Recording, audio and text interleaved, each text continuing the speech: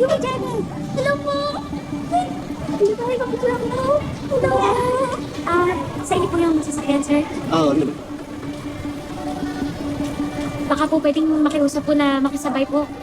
Nasira po kasi yung sasakyan namin. May kailangan po akong puntahan na event. Kahit po, baba na lang po kami on the way po sa Crest Hill Theater. Kahit saan po yun, sir. Kasi po, okay lang po. Patipad po talaga ako ng Yumi. Kayo ba pinakabayas po na?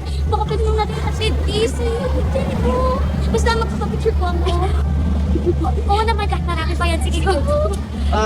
sige, dito sila sa likod. Kaya lang medyo puno to dahil meron kami setup ngayon sa isang event. Ay, wala akong problema dun, sir. Salamat. Sige, mag-picture na kayo. Salamat po ulit, ha? Thank you. Sige, yan po tayo. Ay, mga kapitid. Sige po, sir. Salamat po. Oh, boys in the zone, ha? Aba. Okay. Sige na, follow.